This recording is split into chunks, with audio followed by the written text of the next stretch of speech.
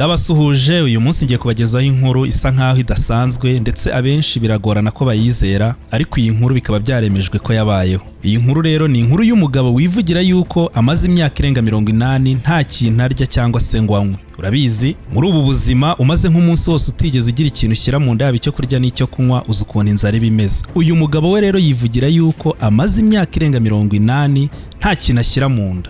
Muti bimeze bite rero? Analiza Empire. We hate to create.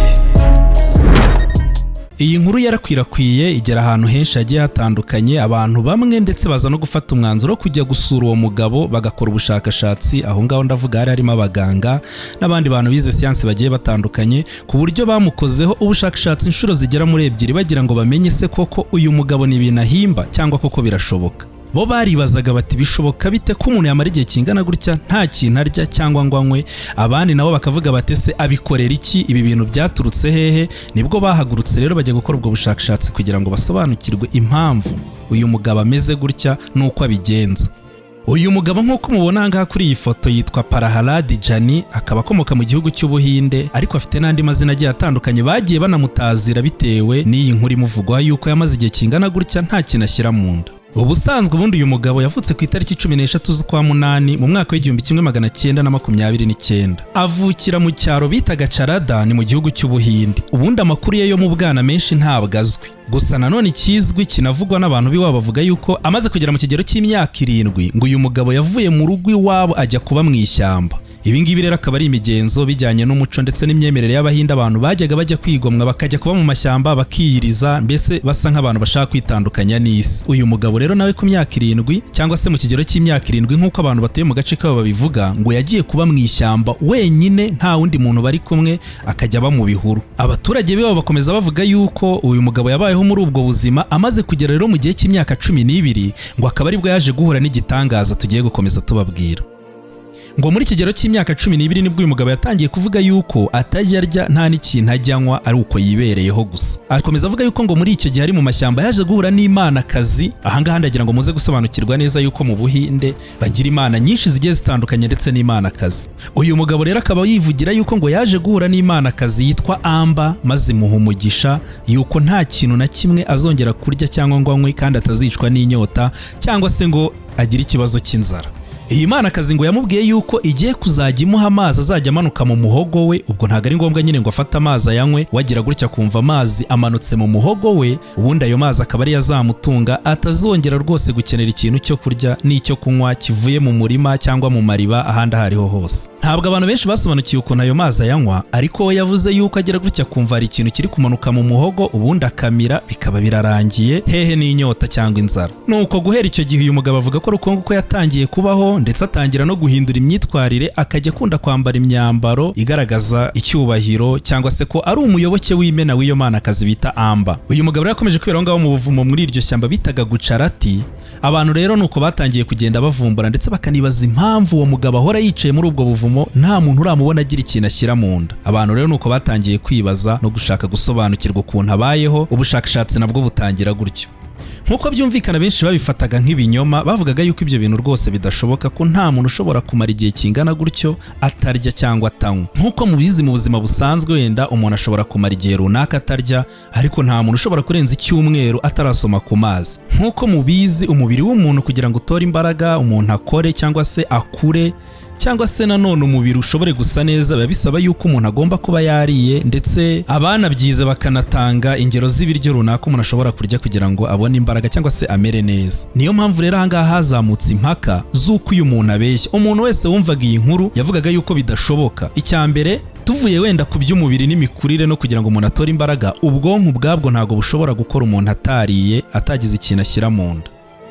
Uyu mugabo we rero yivugira yuko iyo adasinziriye nta kindi kintu aba ari gukora, aba yicaye ari muri meditasiyo umunsi wose. Kubera ko uyu mugabo nta kindi kintu cyo kuri iyi si akeneye, ntago akora akazi, ntago akeneye kurya, ntago akeneye kunywa, araryama. N'ubundi yari asanzwe yiberaho ngaho mu buvumo mbere yuko abantu batangira kumwibaza ibibazo byinshi. Ni umuntu mbese ubayeho muri ubwo buzima nk'uko abisobanura, hatitawe rero ku by'imikorere y'umubiri, hatitawe ku ibyo by'imikorere y'ubwonko.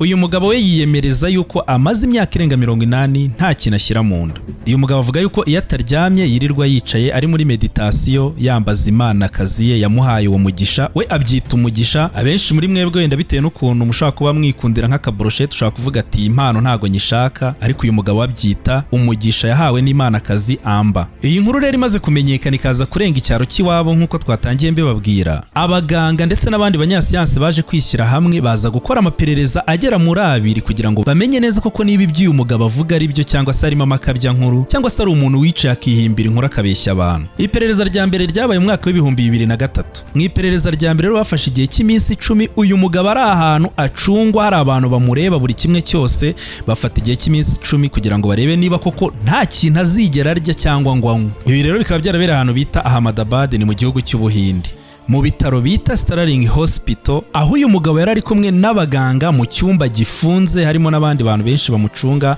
kugira ngo barebe yuko nta mazi ari buze kunywa, nta biryo ari buze kurya, nta muntu n'umwe uri buze kubaca muri humye ngo agire ikintu amuzanira, kubera ko icyo cyumba nta kintu na kimwe cyo kurya cyangwa kunywa cyarimo. Bakumi rero n'umuntu wese ushobora kuba yamusura cyangwa se ngo yinjire muri icyo cyumba afite ikintu cyo kurya. Ibyo bintu byarabaye. Uyu mugabo noneho yiyongereraho n'akandi kana aravuga ati n'ubwiherero nimushake mu bufunge n'ubundi ntago nzigera mbukoresha, kuko nk'uko byumvikana umuntu utagize ikintu arya cyangwa ngo anywe ntago yakenera kujya kwihagarika cyangwa se gukora ibikomeye. Nk'uko uyu mugabo yari yabibemereye koko iminsi 10 yaragira atambuka, uyu mugabo nta kintu na kimwe anyweye, nta kintu na kimwe ariye, yewe ndetse atigeze ajya no mu bwiherero nk'uko yari yarabivuze. Iminsi 10 ikimara gutambuka abaganga barumiwe, bakora ibizami byose bishoboka, basanga umugabo nta kibazo na kimwe afite muri icyo gihe cy'iminsi 10, nta kibazo na kimwe afite muri icyo gihe cy'iminsi 10 uretse ko wenda hari ibiro bikeya yari yaragiye atakaza, nabyo ariko bidakabije.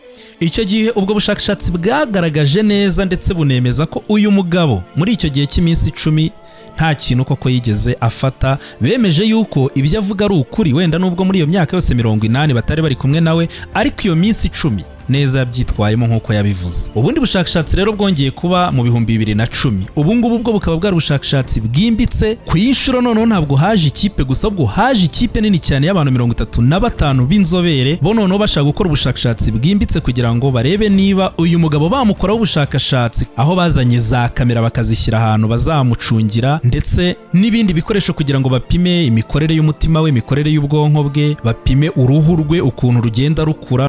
Ubu bushakashatsi hanini bwari bugamije kugira ngo barebe ukuntu uyu mugabo abigenza, ahasigaye bashobore kuba babyifashisha wenda nko ku basirikare, ku bantu bahuye n'ibiza, cyangwa se no kuri ba bantu bajya gutya mu byogajoro bakajya mu kirere cya kure cyane, niba ashobora kumenya ukuntu uyu mugabo ashobora kumara imyaka ingana gutya nta kintu afata, nta kintu arya, nta kintu anywa, noneho bazanabikoreshe ku bandi bantu bahuye n'ibiza. Uyu mugabo rero bakimara kumubwira yuko bashaka gukora ubwo bushakashatsi kandi bishobora no kuzafasha abandi bantu mu gihe kiri imbere, yarabyemeye, cyane ko uyu mugabo nta muntu n'umwe wigeze umubwira ko ashaka kumukoraho iperereza ngo amuhakanire. We yarabyemeraga akabihagararaho n'amaguru ye yombi, akanashaka kubigaragaza rwose yuko nta kintu ajya afata, nta kintu ajya ashyira mu nda. Ku inshuro noneho bafashe igihe cy'iminsi 15 uyu mugabo ari mu cyumba akurikiranwa na za kamera ndetse n'abandi bantu benshi bari bahari, bakomeza bareba ukuntu umubiri ukora mu gihe cyose atari kurya, kugira ngo nyine bazabyifashishe kuko nabibabwiye haruguru, bakora ubushakashatsi. Nyamara koko nk'uko yabikoze no mu bushakashatsi bwa mbere, iminsi 15 yaratambutse uyu mugabo nta kintu anyweye, nta kintu ariye ndetse rwose atagiye mu bwiherero. Nyamara abantu bamwe ntago babyemeye. Bamwe baravuze bati uyu muntu ashobora kuba afite uburyo bw'ibanga, wenda bamuha ibiryo tutabireba, cyangwa se afite uburyo yiherera akarya agakwepa kamera. Abandi bakavuga ati ariko uyu mugabo yari yemerewe gukaraba, akaba yemerewe no kwiyunyuguza cyangwa se kwiborosa. Bakavuga yuko rero rimwe na rimwe iyo umuntu ari gukaraba ashobora kubajijisha akaba yanywa amazi, wenda kwa kundi umuntu aba yiyuhagira, cyangwa se kumwe umuntu yiborosa akagira gutya akaba yamira nk'amazi. Bakavuga yuko rero aho ngaho hashobora kuba harabayemo ubujura cyangwa se kunyanganya abantu. Ababihakana bo bakomeza banavuga yuko rwose uyu mugabo hari inshuro nkeya, iyo barebye iyo video ngo hari inshuro nkeya yagiye ava kuri kamera, hakabaho n'igihe ngo yagiye asaba kujya gukarabira hanze ku kazuba. Bakaba bavuga yuko aho hantu ashobora kuba wenda yaranyweye nk'amazi. Ariko nanone ubushakashatsi burangira, ababukoze bo bemeje yuko 100% uyu muntu nta kintu na kimwe yigeze ashyira mu nda. Ahangaha ntago ari kamera gusa, hari n'uburyo bagiye basikana mu nda ye bakareba niba koko nta myanda y'ibiryo bikirimo, basanga uyu mugabo inda yirera nta kintu na kimwe kirimo. Abakoze ubushakashatsi bo bavuze yuko n'ubundi bazakomeza gukora ubundi bushakashatsi bwimbitse mu bihe biri imbere, ariko yaba ubushakashatsi bwa mbere bwo mu 2003 yaba ubushakashatsi bwa kabiri bwo mu mwaka 2010 bwose ababukoze bemeza ko uyu mugabo nta kintu na kimwe yigeze ashyira mu nda, yaba icyo kurya yaba icyo kunywa cyangwa se ngo ajye mu bwiherero. Igitangaje rero nuko abaganga basanze umubiri w'uyu muntu ukomeza gukora nk'ibisanzwe, ubwanwa burakura, umusatsi urakura, inzara, umuntu neza abayeho nk'abantu barya, ariko we nta kintu aba yariye. Uyu mugabo rero Prahalad Jani mu mwaka 2017 bongeye kumukorera ibizami, aho bagiye gusikana ubwonko bwe bakabunyuza muri MRI kugira ngo barebe ubundi imikorere y'ubwonko y'imeze ite. Uyu mugabo rero bamunyujije muri iyo mashini bakamusikana, baje gusanga mu bwonko bwe icyo twita pituitary glands cyangwa se amatembabuzi aba mu bwonko ahanini agena imikurire y'umuntu. Basanze rero ayo matembabuzi ari mu bwonko bwe ari ay'umwana w'imyaka 10, kandi uyu mugabo yari umusaza umaze kugera mu kigero cy'imyaka 80. Icyo kintu nicyo kintu cyonyine basanze mu mubiri kidasanzwe. Abaganga bakavuga batese yaba ariyo mpamvu ituma uyu mugabo akomeza kubaho atarya kandi atanywa. Uyu mugabo rero ukomoka mu gihugu cy'Ubuhinde, havuyeho ibyo bizami bigera muri 3 yakorewe. Hari n'ibindi byinshi abantu bagiye bakora, bagiye bamucunga, hakaba nta muntu n'umwe wigeze umufata ari kugira ikintu arya cyangwa ngo anywe. Ibidasanzwe rero uretse byonyine ayo matembabuzi basanze mu bwonko bwe, nubwo yari umusaza bagasanga ameze nk'ay'umwana w'imyaka 10, ubundi uyu mugabo ameze nk'abandi bantu 100%. Uyu mugabo rero nawe byaje kurangira yitabye Imana nk'abandi bantu bose, hari ku itariki 23 z'ukwa gatatu mu mwaka 2020. Ntabwo avuga rero neza icyahitanye uyu mugabo, gusa yaramaze kugera mu myaka 90, bikaba binavugwa yuko rwose yapfuye mu mahoro agasinzira akitahira nk'uko abantu bose bakuze bigenda, muri make yazize izabukuru. Gusa nanone uyu mugabo akaba yarasize amayobera n'impaka kuri benshi, aho bibaza ukuntu umuntu yamaze imyaka irenga 80 nta kintu arya, nta kintu anywa, yewe atajya no mu bwiherero. Kugeza n'ubu ngubu bamwe babifata nk'amateka, abandi bakabifata nk'amakabya nkuru, ariko ubushakashatsi burahari, impapuro zirahari zanditse zigaragaza icyo abaganga basanze muri we, abamucunze. Kugeza n'ubu nta muntu n'umwe uvuga ko yigeze amufata ari kurya mu ibanga. Uyu mugabo rero Prahalad Jani akaba yararinze yitaba Imana, badashoboye kumenya ukuntu yabigenzaga kugira ngo amare icyo gihe cyose nta kintu ashyira mu nda, kugira ngo wenda n'abashaka kuzamwigana bazamenye uko bazabigenza. Akaba ari nangaha dusoreje ikiganiro rero, mwari muri kumwe nanjye Savimbi Musa ndetse na Analyza Empire. Naho ubutaha.